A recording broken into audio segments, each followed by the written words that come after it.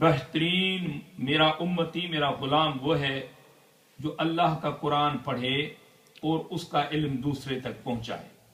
تو یہ صرف اماموں یا علماء کا یہ کام نہیں، بلغوا ولو کان آیا. ایک قرآن کی آیت بھی اگر آپ کسی سے سیکھیں تو آپ دوسرے تک پہنچا دیں تو اللہ تبارک و تعالیٰ آپ کے لیے اپنا درجہ اور وہ مقام رکھتا ہے. لہذا میں زیادہ ٹائم نہیں لوں گا. یہ ہم نے شروع کیا تھا کام 10 منٹ کے لیے. انشاءاللہ تعالیٰ قرآن کریم کی جو آج ہم سورہ پڑھ رہے ہیں، جہاں پر ہم پہنچے تھے وہاں سے 3 آیات کو میں انشاءاللہ تعالیٰ بھی پڑھتا ہوں. اعوذ باللہ من الشیطان الرجیم، بسم اللہ الرحمن الرحیم. وَسَيُجَنَّبُهَا الْأَتْقَى الَّذِي يُؤْتِي مَالَهُ يَتَزَكَّى وَمَا لِأَحَدٍ عِندَهُ مِن نِعْمَةٍ تُجْزَى إِلَّا ابْتِغَاءَ وَجْهِ رَبِّهِ الْأَعْلَى وَلَسَوْفَ يَرْضَىٰ. یہ 5 آیتیں ہو گئیں ٹوٹل، اور یہ سورہ یہاں پہ مکمل ہوئی. اور اس سورہ کا نام جو ہے سورہ لیل ہے، اور یہ سورہ لیل مکۃ المکرمہ میں نازل ہوئی. اس کے اندر جو بیان ہوا وہ سیدنا بلال کا بیان ہے. وہ رنگ کا کالا حبشی جو غلام تھا، جو سلیو تھا، لیکن جب وہ مسلمان بنا اور اللہ کے نبی حضرت محمد مصطفیٰ صلی اللہ علیہ وآلہ وسلم پر اس نے کلمہ پڑھا تو اس کی رنگ کی کوئی چیز رہی نہیں. اللہ تبارک و تعالیٰ نے اس کے دل کو، اس کے قلب کو نور سے چمکا دیا، اور اس کا مقام یہ بنا کہ وہ خاص الخاص رسول کریم صلی اللہ علیہ وسلم کا پیارا بن گیا. لیکن کیونکہ وہ غلام تھا تو جب اس کے آقا کو یہ پتا چلا کہ یہ جا کے مسلمان ہوا ہے، اور وہ جو شخص تھا عتبہ، وہ نبی کریم صلی اللہ علیہ وآلہ وسلم کا سخت دشمن تھا. حضرت محمد مصطفیٰ یہ جو خاص دشمنان تھے حضور کے، ان میں ولید بن مغیرہ، عتبہ، یہ وہ لوگ تھے. اور جو بلال کا آقا تھا وہ بھی جناب محمد مصطفیٰ صلی اللہ علیہ وسلم کا دشمن تھا. تو اس نے اسے سوال کیا، کیا اس محمد کا تو جا کے فالوور بنا، پیروکار بنا، جو ہمارے خداؤں کو، ہمارے بتوں کو جو ہے وہ نہیں مانتا؟ تو وہ پہلے خاموش ہوا. پھر جب اس نے کہا، دوسری مرتبہ کہا، تو اس نے کہا کہ ہاں، میں حضرت محمد صلی اللہ علیہ وسلم کا غلام بن چکا ہوں، جس نے میرے قلب کے اوپر اس میں اللہ کو لکھ دیا. اب اس العہد اور نور اور روشنی کے سوا مجھے کچھ نظر نہیں آتا.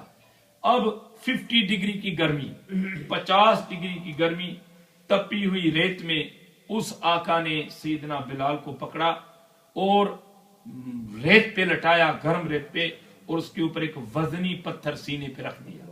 یہ ظالم انسان تھا جس نے اپنے غلام پر اتنا ظلم کیا. حالانکہ ہمارا دین کہتا ہے کہ جو خود کھاؤ اپنے غلام کو کھلاؤ. اب تو غلامی کا سسٹم نہیں ہے، جب تھا تو. اور جو خود پہنو اپنے غلام کو پہناؤ. اس کے اوپر کام کی اتنی زیادتی نہ کرو کہ وہ خداوند قدوس کی بندگی سے بھی رہ جائے.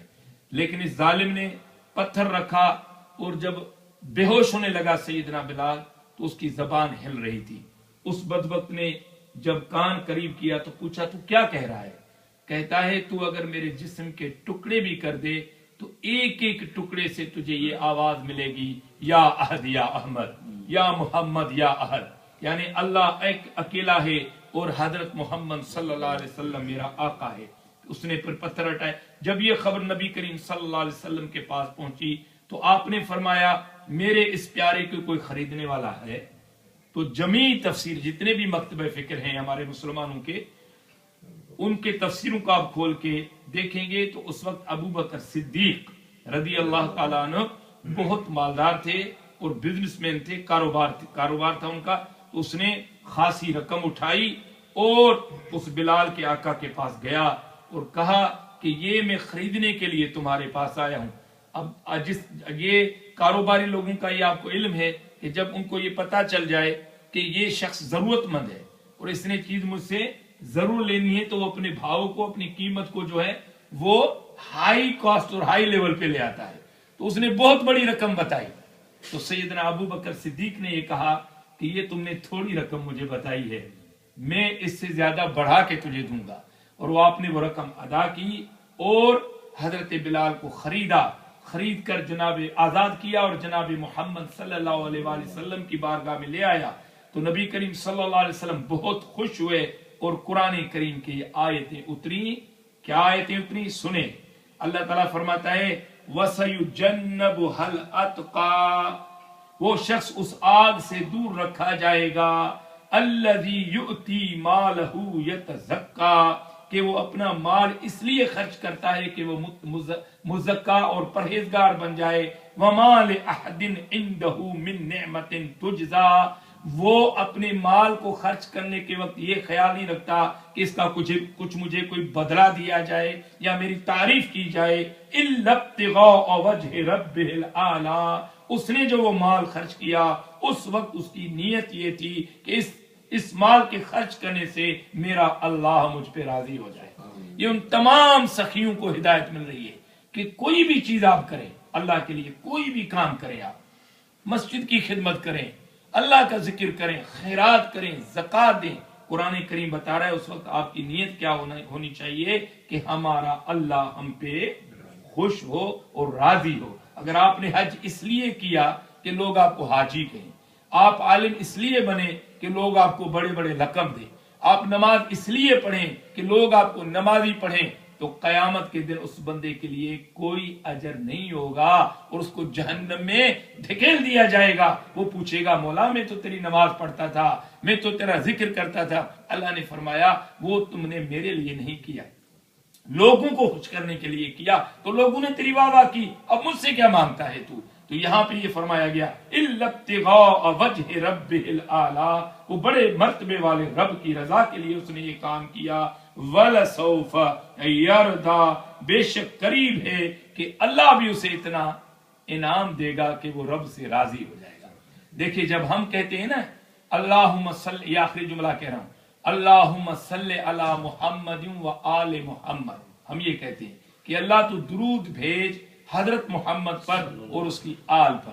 پھر جب ہم کہتے ہیں کسی صحابی کے لیے نام لیتے ہیں تو ہم کیا کہتے ہیں رضی اللہ تعالی عنہ، اللہ ان پہ راضی ہو جائے. تو یہ یہاں سے نکلا وَلَسَوْفَ يَرْضَى، یہ جو صحابہ تھے جنہوں نے نیک کام کیے، جس طرح آل رسول پر اور محمد مصطفیٰ پر اس کی آل پر صلاۃ و سلام ہے، تو صحابہ جو متقی پرہیزگار ان کے اوپر خدا نے اپنی رضا کو نازل فرمایا اور اللہ نے فرمایا وَلَسَوْفَ يَرْضَى، بے شک اس نیکی پر خدا اس سے راضی ہوگا.